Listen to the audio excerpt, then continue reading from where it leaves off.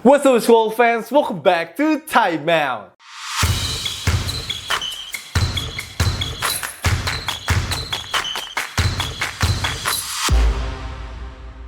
Oh no, Jimmy Butler cedera ACL and will be out for the season. Oh my god, the Golden State Warriors are cooked, man, without Jimmy Butler for the rest of the season. Ironisnya juga, cederanya melawan mantan timnya yaitu Miami Heat.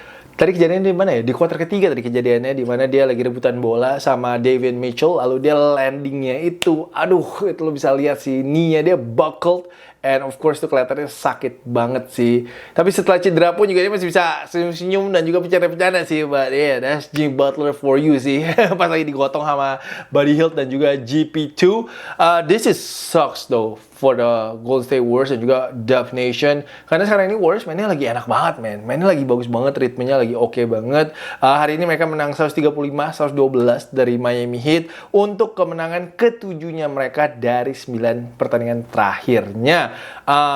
Ya selama homestand ini kelihatannya juga kepercayaan diri para pemainnya Warriors itu juga udah naik lagi, and they're clicking, dan kelihatannya tuh formulanya udah ketemu tuh, walaupun hari ini juga nggak ada Draymond Green, and of course juga keren banget deh tribute-nya untuk Andrew Wiggins di Chase Center.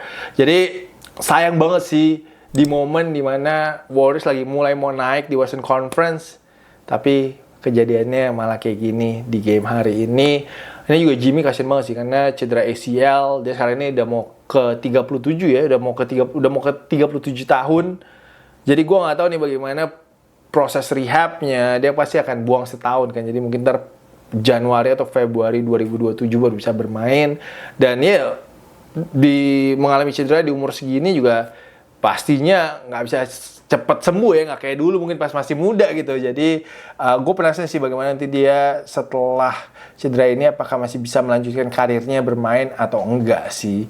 Tadi sebelum keluar dari pertandingan, Jimmy itu sudah mencetak 17 poin untuk Warriors, tapi emang hari ini yang mainnya paling oke dan juga paling berkontribusi adalah Brandon Podziemski. Dia tadi mencetak 24 poin, sedangkan Steph Curry tadi double-double 19 poin dan juga 11 assist. Tapi yang menarik tadi terakhir adalah si Trayce Jackson Davis ya, nembak asal-asalan dari tengah lapangan pas game-nya udah habis dan tiba-tiba masuk dong. Dan langsung wave ke benchnya Miami Heat. Sekalian lah ya, pamitan tadi. Tapi itu merupakan 3 point pertamanya dalam karirnya TJD. Amazing sih. Tapi nggak terlalu baik di replay tadi kayak pas lagi live, but hey, not bad for the first 3-pointer in the NBA. Like I said, once again, I really feel bad for Jimmy and the Dub Nation. Sekarang ini pastinya Steve Kerr, Mike Dunleavy Jr., front office-nya Warriors dihadapi dengan situasi yang sangat sulit ya, karena kan kita tahu beberapa minggu terakhir ini mereka mencoba ya untuk mendapatkan deal ataupun juga trade package yang cakep banget nih buat si Jonathan Kuminga.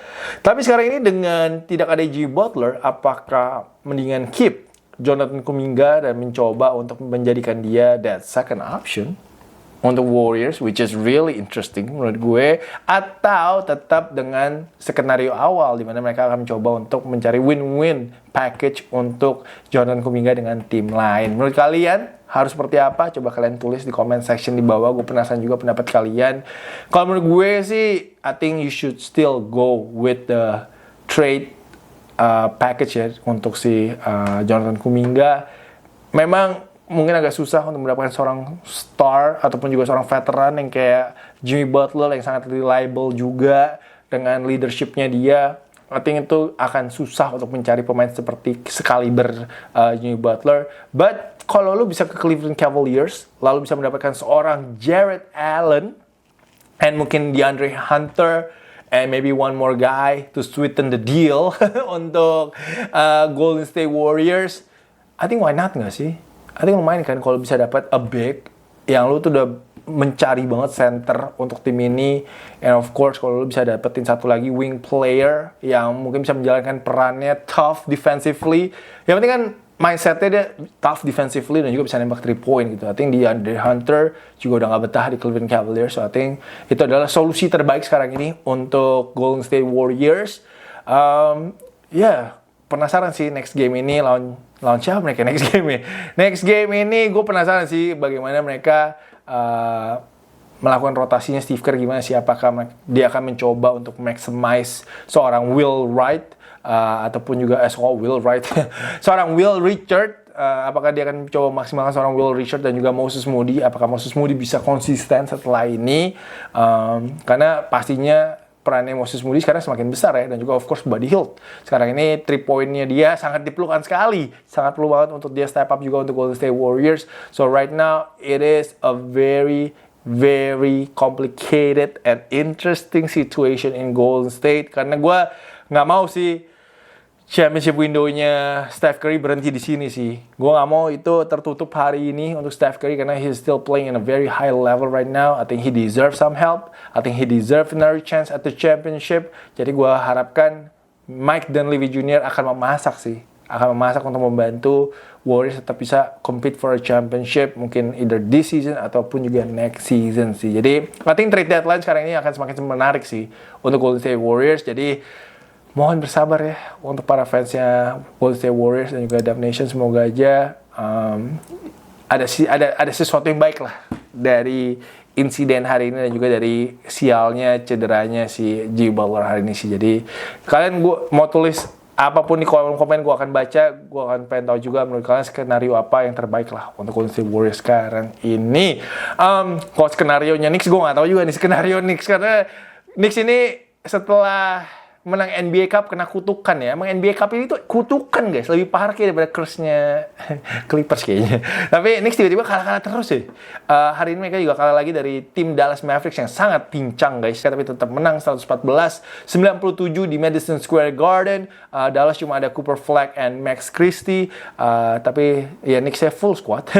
Sedangkan Knicks-nya full squad, tapi sekarang ini Knicks itu rekornya 2-11 dari 13 pertandingan terakhir mereka. That's crazy though, that is insane. The curse is real, I think, untuk yang menang NBA Cup. Kayaknya yang menang NBA Cup itu juga selalu kalah di first round of the playoff. Di press con pun tadi Jalen Brunson juga ada bingung sih sebenarnya apa yang terjadi, dan juga merasa kayaknya Knicks itu udah bukan championship contender lagi. Jalen Brunson tadi sangat vocal banget sih, sempat ngumpulin teman-temannya juga di bench untuk ngobrol. Kalau nggak salah 2 minggu lalu tuh udah ada team meeting juga, tapi it did not get better.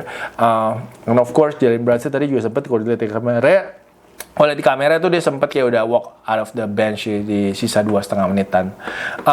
Ya, tapi Max Christie hari ini on fire banget, man. 26 points, career high, 8 3-point shot. Jujur gue sih suka banget ya sama Max Christie ya. Nggak banyak ngomong, orangnya calm banget, santai banget. Efficient juga this year, dimana dia nembaknya 46% dari 3-point season ini. Sedang Coop, first game in MSG, hype banget doi. 18 points and 7 rebound, not bad lah. Not bad banget untuk first game-nya dia di MSG. Plus Najee Marshall juga nambahin 19 points, tapi sih kayaknya Mavericks ini nemu hidden gem sih. Shout out to Musa Cisse. Super solid game, man. 15 points, 9 rebounds, 4 blocks. Tadi ada satu yang alley-oop juga dari Ryan Nembhard. This guy, man, kalau dikasih kesempatan sih kayaknya bakal jago sih si Musa Cisse ini sih. Jadi menurut gue inilah hidden gem sih untuk Dallas Mavericks. Tapi stats yang paling absurd adalah Dallas Mavericks mencetak 32 fast break points, sedangkan New York Knicks hanya 6 fast break points. So that's gonna be tough though in this day and age. Dari rekornya 23 kali menang, 9 kali kalah, sekarang ini Knicks menjadi 25 kali menang dan 18 kali kalah. Untungnya sih mereka di Eastern Conference ya, jadi nggak terjun payung. Sekarang ini Knicks masih ada di posisi ketiga, di bawahnya Detroit and Boston. Cuma fansnya semua kayak udah panik sih. Fans udah kayak pecat Mike Brown, go pecat Mike Brown. Setelah game pun juga ada rumor langsung kalau mereka mau mencoba nge-trade Karl Anthony Towns either ke Orlando, Memphis atau Charlotte. Udah kayak IBL ya, IBL 3 game aja udah ada yang ganti-ganti pelatih sekarang. Tapi gue gak akan kaget juga sih kalau tiba-tiba abis ini rumornya Giannis ke New York akan mulai lagi sih guys, karena you never know, bisa aja karena Knicks kalah sebelum trade deadline tiba-tiba Cat ditukar sama Giannis. I'm not gonna be surprised at all, man, to be honest. Tapi emang Cat sebelum game yang ini statsnya konyol banget sih. Kalau nggak salah cuma 1 rebound nih. Game yang main lawak banget sih. Tapi hari ini mainnya cukup oke lah. 22 points, 18 rebounds, effortsnya lumayan lah. Dia sama Mitchell Robinson lah. Tapi Mitchell Robinson sih lebih banyak sih effortsnya sih. Yang lain sih pemain Knicks sih udah kayak no energy menurut gue. Tapi tadi si Karl Anthony Towns juga ada 5 turnover plus dia juga nendang Dwight Powell in the nuts.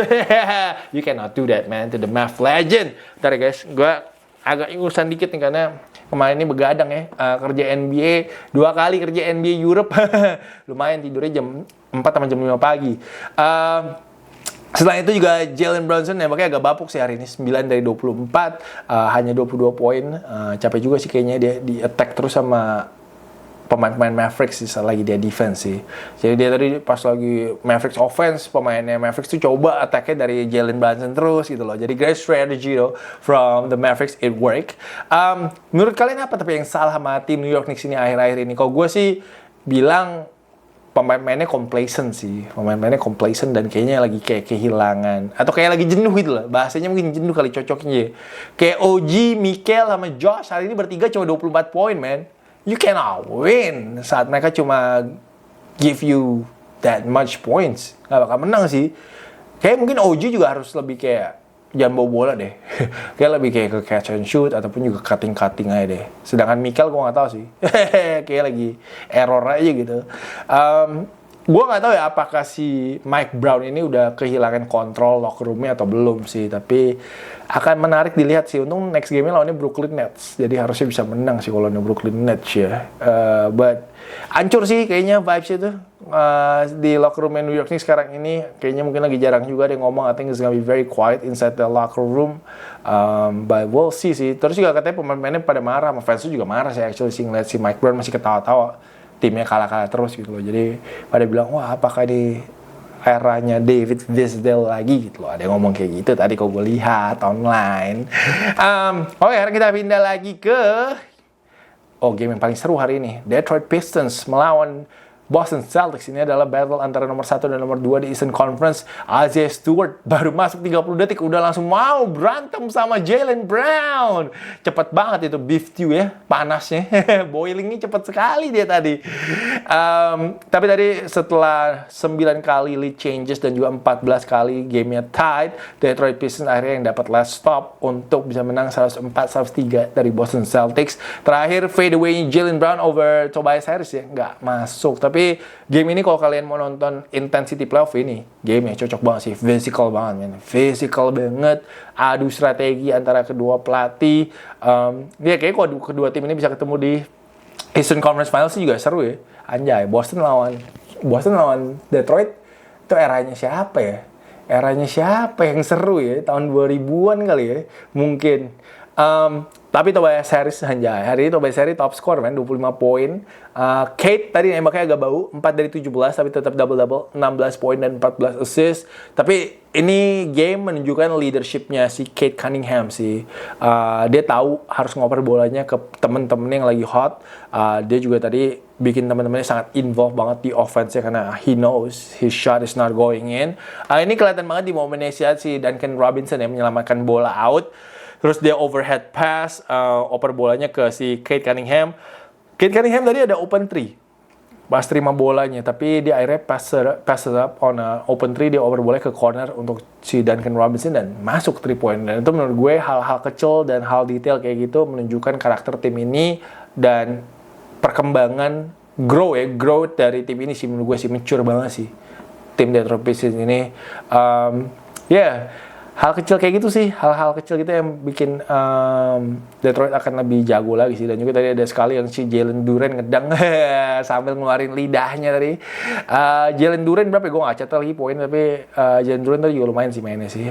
Sedangkan kalau dari Celtics tadi ada Jaylen Brown ya, yang kerja keras. Untuk Celtics dengan 32 poin, saya juga 11 rebound karena tadi juga gak ada Derrick White. Tapi kalau kalian nonton game tadi seru banget sih ngeliatin battle-nya Jaylen Brown dan juga Tobias Harris. Clippers gue lagi stays hot. Clippers gue lagi jago guys. Menang dari 13 dari 15 pertandingan terakhir. Hari ini juga menang ke 6 kali secara beruntun setelah ngalahin Washington Wizards 110-106. Let's go Clippers! kayak beneran deh masalahnya Chris Paul. Kayaknya masalahnya itu beneran deh kayaknya. Dan sekarang juga nggak ada Kawhi yang lagi cedera, tapi semoga yang lain nanti bisa carry momentumnya. Hari ini Harden playing like an MVP. 36 poin, 9 assist sih kayaknya, bukan 9 rebound kayaknya, 9 assist. Jordan Miller juga tadi lagi enak banget mainnya di hometownnya dia, 16 poin dan juga 4 steal. Lalu juga Zubac double-double, Zubac double-double, 14 poin dan juga 12 rebounds. Nggak nyangka juga sih mereka tiba-tiba bisa sehot ini sih, sejujurnya sih. Tapi besok lawan Chicago Bulls, semoga masih bisa lanjut sih, karena Chicago beberapa pemainnya lagi jago juga sih, nggak bohong sih. I know ini telat banget, tapi at least gue harus reaksi ke dunk of the year by my boy Anthony Black. This is a sick dunk though, on 4 Memphis Grizzlies players guys. Oh my god, gue jujur gak pernah sih lihat ada orang yang ngedunk di depan 4 pemain sih. Put that on a poster. Gue kalau ada posternya mau beli sih. Sejujurnya mau gue pajang sih di rumah sih kalau ada posternya si Anthony Black sih lagi ngedang depan 4 pemain Memphis Grizzlies. Gue pas lagi siaran sampai double gue hampir lompat sih when I saw this dunk sih. One of the best dunks ever sih menurut gue sih. One of the best dunk yang gue pernah lihat, dan gue gak akan kaget itu jadi dunk of the year. VJ Edgecombe juga hari ini had a nasty one. One-handed slam di depannya Tony Bradley for the end one. Feeling gue aja sih kayaknya VJ Edgecombe bisa di-invite sih kayak ke Slam Dunk Contest nanti di NBA All-Star, karena udah beberapa kali ya melakukan poster juga deh season ini. And of course ngomongin Slam Dunk Contest dan juga All-Star, terakhir gue mau bahas lah tentang pengumuman starting lineup untuk NBA All-Star 2026 di Intuit Dome Los Angeles. Doakan saya dapat identitas ya, mendapatkan kartu ID. Aduh, hari ini flu-nya nggak lucu nih, tapi udah minum obat sih, udah minum obat. Semoga besok udah mendingan. Semoga gue dapat ID agar gue bisa ngeliput dan juga kasih kalian behind the scenes di NBA All-Star LA. So make sure klik join guys, klik join, daftar jadi member agar kalian nanti bisa nonton konten-konten eksklusif. Doakan ya guys ya, amin. Tapi nggak terlalu banyak kejutannya untuk hasil starting line-up-nya, mungkin kecuali LeBron. Streaknya 21 tahun jadi starter NBA All-Star akhirnya terpatahkan. Tapi gue rasa sih kayak dia akan masuk jadi cadangan sih nanti sih. Kayaknya akan tetap lah diselipin lah kayaknya sih sama Om Adam Silver kelihatannya. Ya kalau dilihat dari All-Star starter ini mungkin ya banyak yang argue mungkin Steph Curry harusnya diganti sama Anthony Edwards gitu loh. Tapi Ant-Man itu paling dekat votingnya sama Victor Wembanyama. Bedanya kayaknya di fans vote ya kayaknya ya.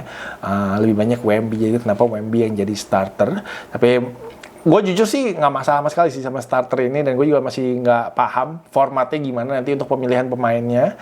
Tapi kalau gue lihat sih kayaknya ini akan di switch ya. Kayaknya Steph Curry pindah tuker sama Giannis aja sih. Tuker sama Giannis, tapi ini Amerika, tim USA asli isinya guard semua guys. Lo kalau ngeliat Tim World sih ngeri sih. Ini gue gak tahu Jokic bisa main apa enggak. Tapi kalau Shea, Luka, Giannis, Jokic, and Wemby, siapa yang mau jaga itu? Siapa bisa jaga mereka itu? Kayaknya easy win deh kayaknya nih Tim World. Kayaknya kalau gue gak tahu mereka bercanda-bercanda serius sih. Kalau mereka serius sih menurut gue sih harusnya easy win ya untuk Tim World nanti ini. Ya nanti kita udah tinggal tunggu aja sih Om Adam Silver mengumumkan cadangannya. Mungkin ada 14 sampai 15 pemain lain nanti yang akan terpilih juga kali ya untuk jadi NBA All-Star tahun ini. Karena lagi banyak cedera sih, asem banget lagi banyak cedera men. Gue kadang-kadang makanya susah juga mau update time out gitu. Tapi kalau lagi game-nya banyak yang pemain cedera tuh gue malas gitu bahasnya gitu. Kalau nggak ada beritanya hari ini aja kita bahasnya utamanya juga Jimmy Butler cedera gitu. Mbak ya, semoga abis ini setelah NBA All-Star harusnya sih NBA akan lebih seru ya. Jadi akan bisa lebih sering gitu mungkin bikin time out-nya. Dan juga semoga nanti sebelum trade deadline juga akan ada trade yang menggemparkan NBA. Kita juga bisa bahas di time out. Gue juga masih nunggu sih diundang Kemal sama ke podcast basket sih. Nggak tahu kapan. Kemal, ayo dong. Kalau lagi nggak ada Rico boleh lah. Kalau lagi Bung Rico lagi melihat Cristiano Ronaldo sekarang ini, boleh lah sebenarnya gue datang lah ngobrol-ngobrol sama lo, ngopi double lah biar seru lah ya. Tapi ya itu dulu sih time out-nya hari ini. Thank you guys for watching. Terima kasih yang udah nonton secara full. I really appreciate everybody. Please excuse my nose today. Once again jangan lupa untuk like, jangan lupa untuk hype this video, hype it up. Jangan lupa juga untuk join jadi member. Itu yang paling penting guys. Thank you guys for watching and I will see you guys again very soon. Peace out everybody.